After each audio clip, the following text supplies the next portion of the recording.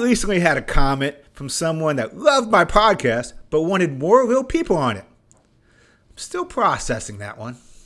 Let's get to it.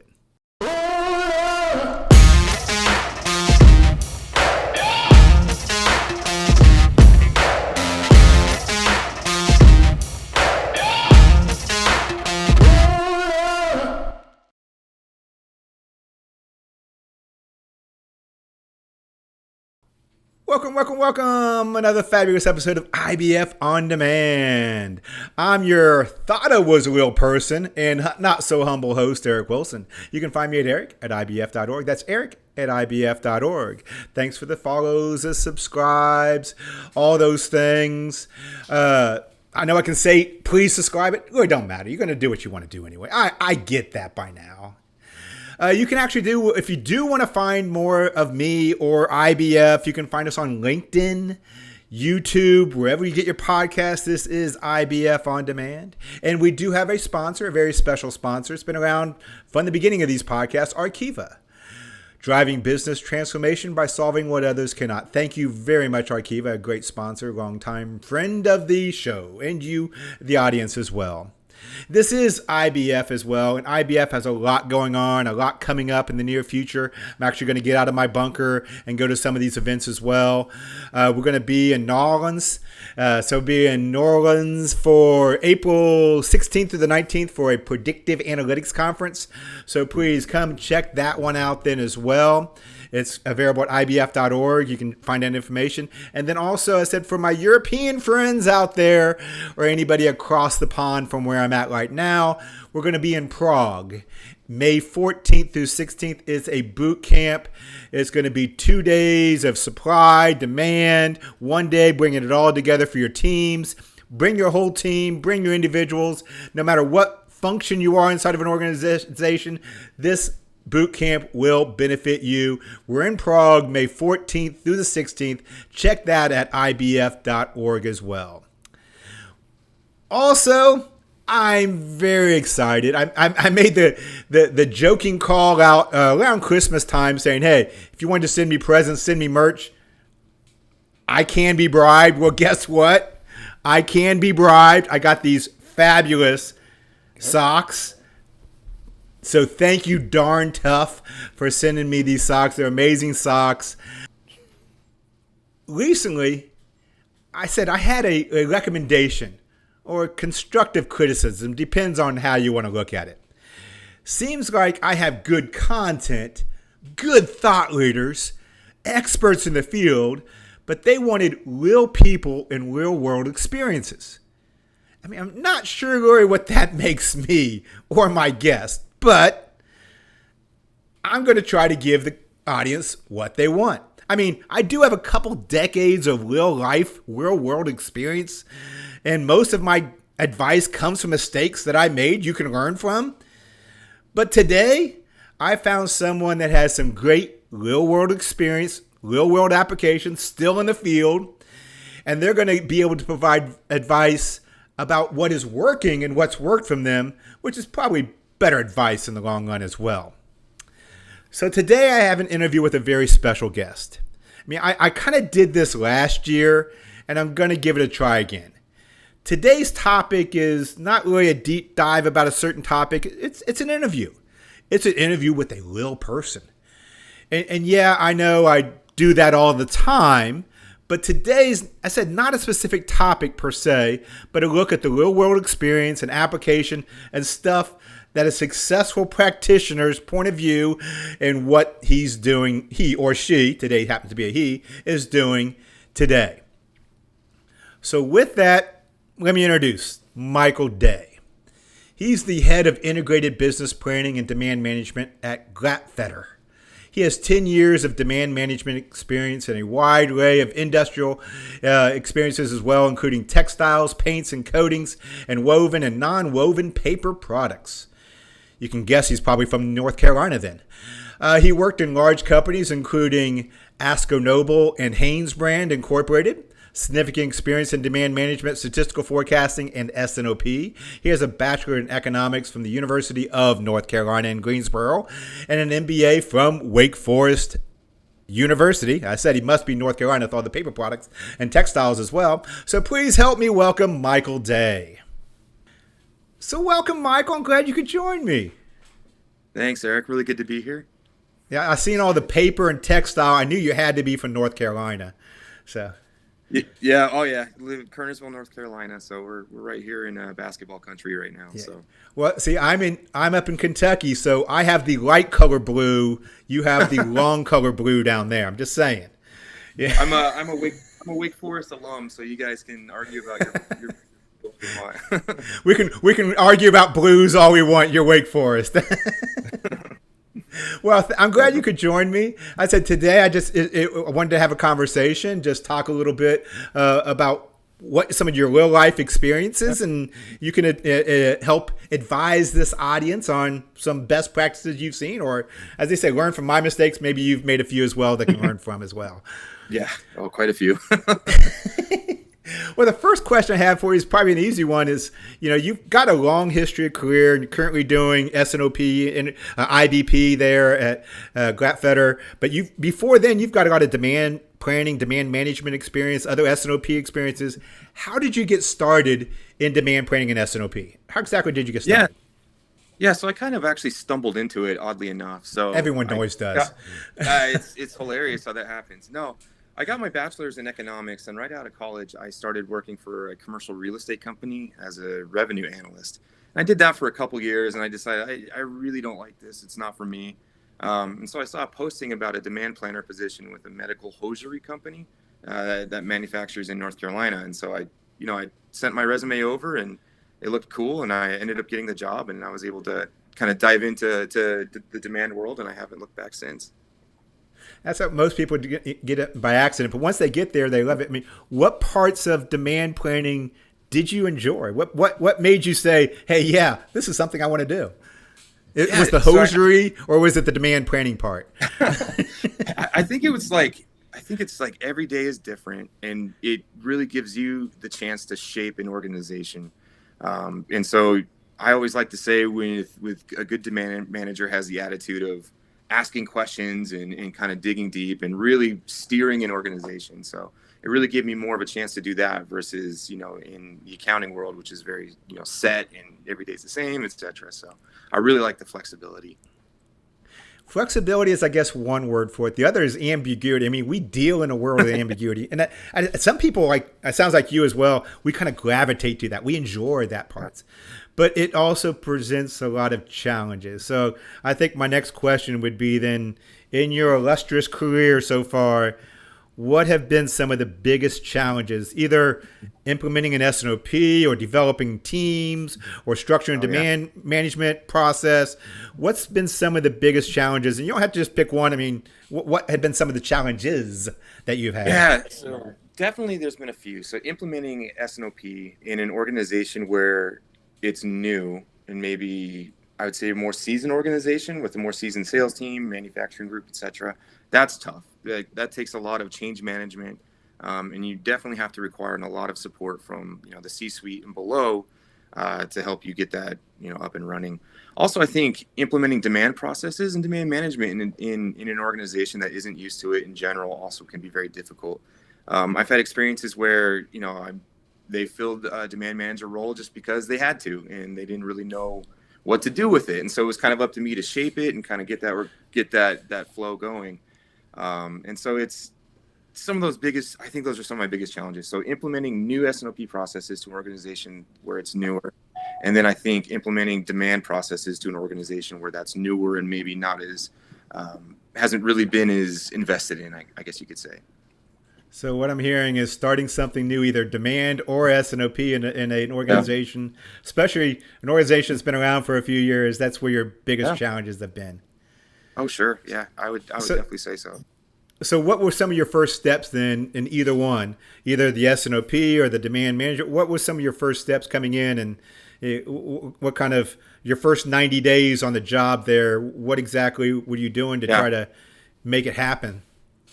Yeah, so I think for implementing demand processes, it was a regional demand manager position for a paint and coatings company. And that sales team was very seasoned. So I reported up into the sales team, and they they had been with the business for a long time. You could say they're good old boys, I guess you could call them, so like statistical analysis, data analytics, things like that was very new to that group.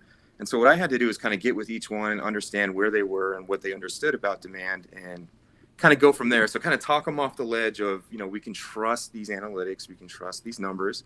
I'm here to help you. I'm not here to dictate your numbers. It's more of I'm supporting you so you can support your customer, and all, together we can achieve our goals and our targets. So really was about starting slow. So creating a statistical forecast as a reference point for them, saying, okay, here's what your sales forecast says. Here's a statistical forecast. What's, if there's a difference, if we're off by a certain percentage point, what are you seeing with your customer that maybe the model isn't seeing? And then kind of reconciling both together. And once they got to see that, I was there to help, and that statistical forecasting and then enriching it with their experience is really such a huge help for them. That's when we were able to get past that challenge. But it's always a challenge to get people to accept something new. I think it is almost like a loss of control maybe for them. They think they're losing control. And so you really have to kind of address that with them individually.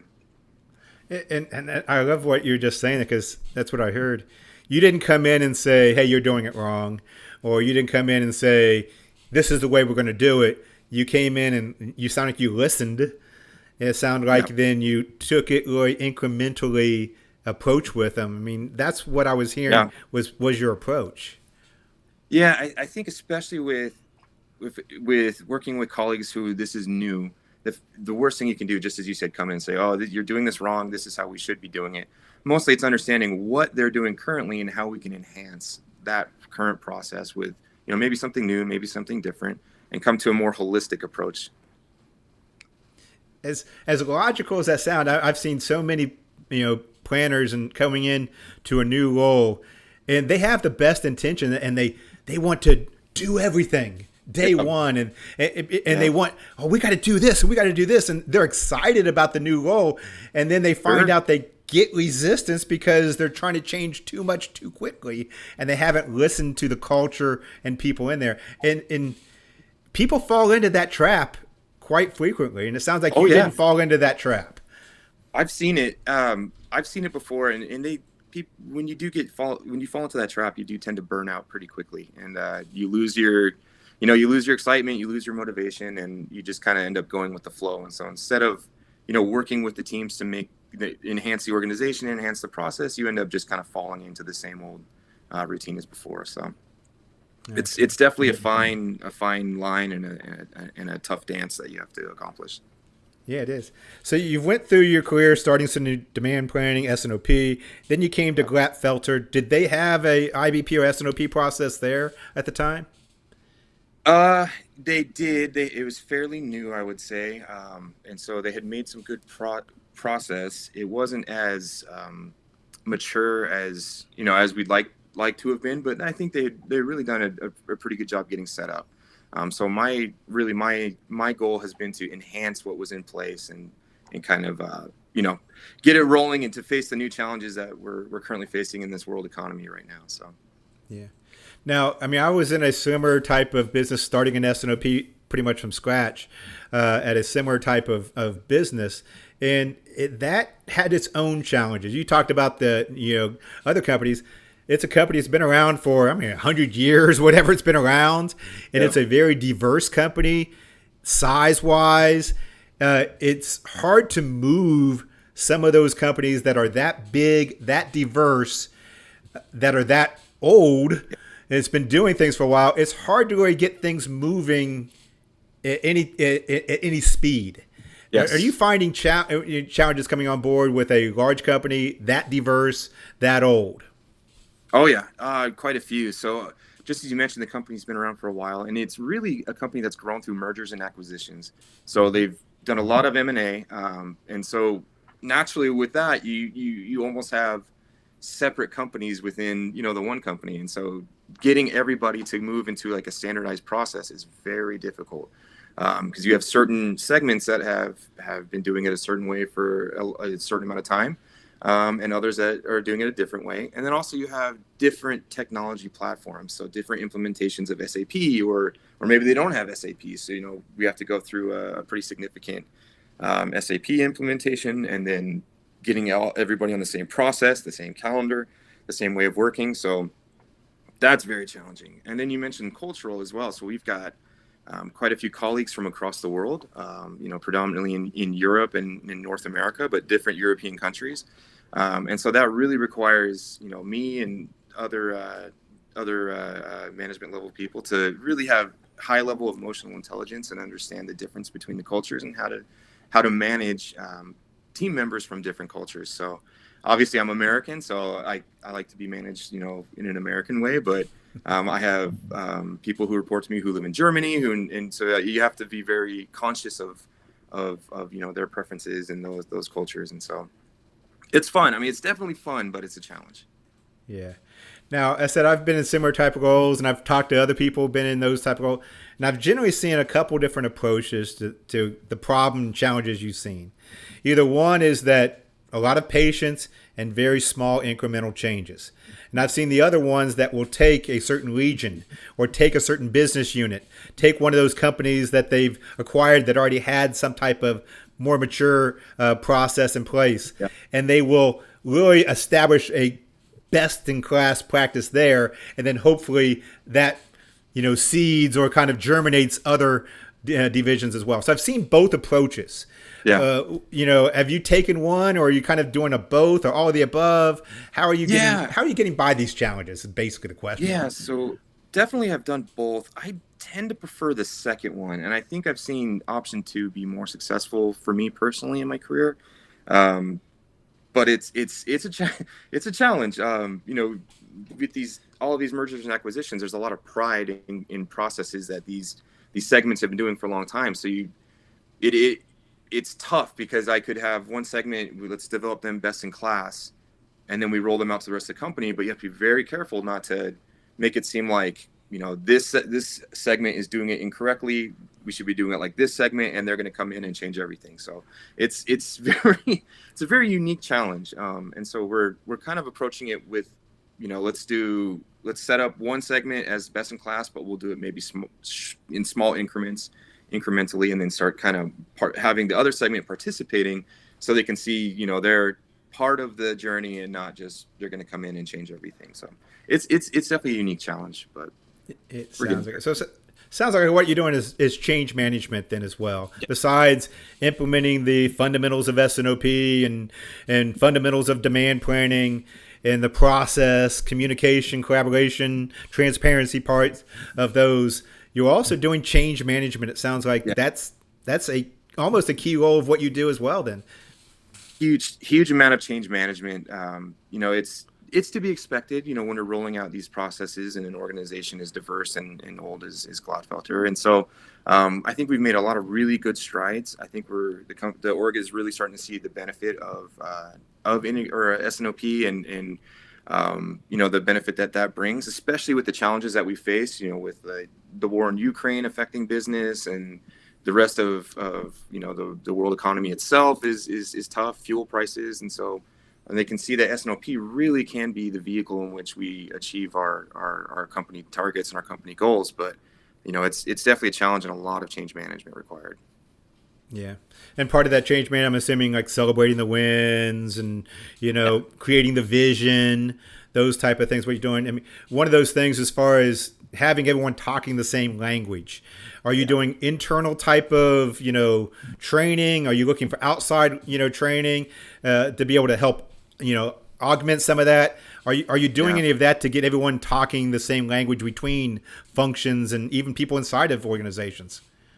Yeah, good question. So I think we're doing mostly internal. So we haven't brought in any consulting groups specifically for processes. We have for like implementations of SAP IBP and SAP S4HANA, et cetera. But in terms of SNOP processes, no, we're doing it mostly internally. So I have a lot of experience through implementing SAP or SNOP/IBP. And so I've brought a lot of kind of that dictionary and that knowledge with me, creating like a glossary, a playbook. This is SNOP playbook. This is how the cycle should function. So So that falls on you too, then. See? Yeah, it's me, man. I like it. It's fun. It's fun to kind of work through this, and for me, I get a lot of gratification when I see teams like really embrace and understand the benefits of SNOP and demand management. So it really makes it kind of a worthwhile, all of the headaches in the end. Well, the other thing you have a big challenge as well is you're not selling something that's sitting on a shelf. And then someone buys that widget or unit. You're not forecasting in units, and that was one of the challenges that I had as well. Is you're pounds or tons? Yep. You're do a lot of resin conversion and everything of that sort. So you're looking at pounds that you are or tons that you're forecasting. That's your forecasting measurement, and then I'm assuming there's some types of molds and capacity, and there's certain supply. In an S&OP process, it doesn't look the traditional type of we sell a unit, we build a unit. It's a different environment you live in. Am I right? Yeah, it's definitely very difficult because you have tons, and these machines are massive, like $100 million machines. It's really hard to do changeovers, and so you really need to do long runs. And so it's really difficult. And what's interesting now is the nature of the product is changing too. So you have a certain thickness of material that runs, and it's so many tons. Now that material is getting thinner, and so the weight may be the same, but the actual length or runtime of the material is much different. And so really, if we want to do it correctly, we actually should switch more to like square yardage or something like that, which is an even bigger challenge. So I've done forecasting for gallons and liters. I've done forecasting for pairs, dozens, and now I'm in tons, and it's definitely a challenge. It's really interesting. How do you convert that? Are you forecasting like history of tons usage, or are you forecasting the final product and using that as independent, and then using the tons as a dependent type of calculation? How are you going about doing it? Oh man! So right now we're actually doing it as the final product, tons of the final product, and so I think what we're trying. So historically, how many tons have you used versus the future? How many tons you're going to use, type of thing. Exactly, and so what we're trying to do is get a 24-month statistical forecast using that history, and if we want to do it right, we can actually step it up a level to kind of an aggregate level. It's called like the grade spec.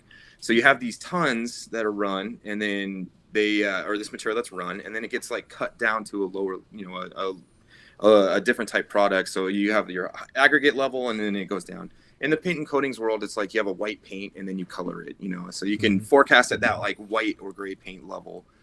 And then, everything else gets handled downstream in MRP. So for me, I think it would be better for us to forecast at that grade spec level and then MRP run everything downstream. Okay.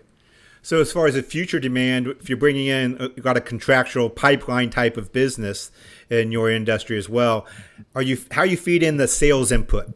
How do you feed in sales input? Because they don't talk in tons. They talk in, we're going to sell this to this customer, this many dollars to this customer.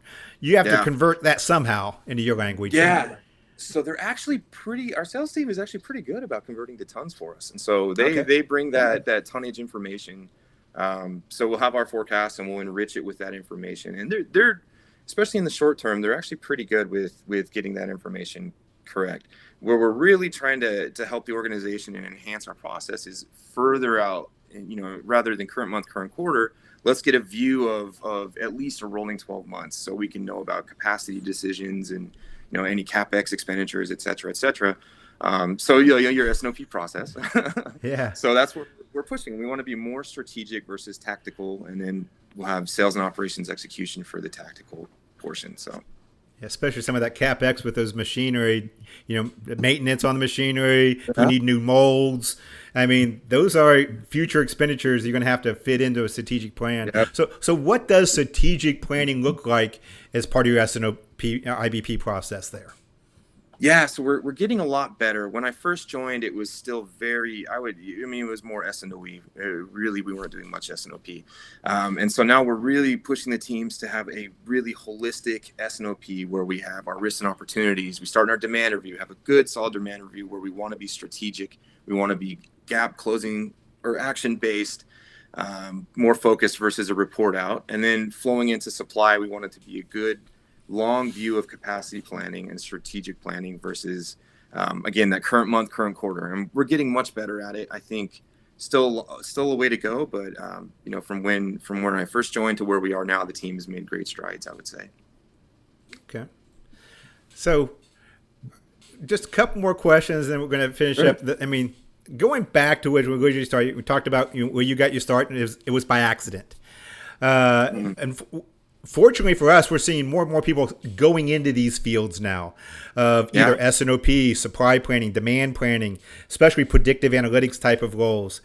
Yeah. So we see people on purpose, believe it or not, coming into these fields. With that in mind, what advice would you give to that person just starting in or thinking about coming into this? Learn from kind of our mistakes and our successes. Yeah. What was some advice you would give that new planner? Yeah, I think we're having kind of a renaissance in the organization, or not organization, but in the field right now, where organizations are really understanding that demand management brings a lot of value to the organization. And so I think just have that mentality of asking questions and being open to things being different every day is my biggest thing. Don't get stuck on, maybe I don't have the right degree for this field. It's something you can learn. I've worked with some of the best demand managers I've ever worked with had like communications degrees or degrees that maybe you wouldn't inherently think would flow into this type of role. But for me, it's more about the capability and the personality versus, what your degree or your experience says. So don't be scared, just give it a try. I guarantee you'll like it. It's something that I've really enjoyed doing. You're going to be busy, that's for sure. But there's a lot of room for growth in this in this field. So there's a lot of ways you can move within the field, and it's not something that's very stagnant. That's for sure. Okay, last question, real quick. Then you've had demand management, you've had S&OP roles now. Is there a big difference, and which one would you recommend for that person coming in? Or is it really depend on the person? Oh, man, good question. So I think it kind of depends on the person, but I always see demand managers kind of being that key role for S&OP. I mean, it always starts with demand, right? So if our demand review is poor, then everything downstream is going to be poor. If our demand plan is bad, everything downstream will be bad. And it's kind of like that bow tie principle. You have sales, you have supply chain / manufacturing, and then you have demand in the middle, tying everybody together.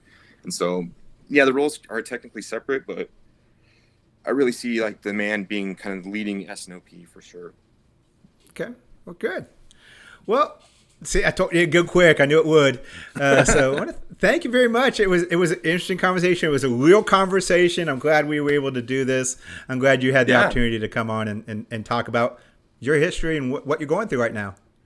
No, thank you. It was really good to join you all, and I really appreciate I've seen some of the other guests you guys have had, so it's really really a privilege to be on the show, and really thank you for your time.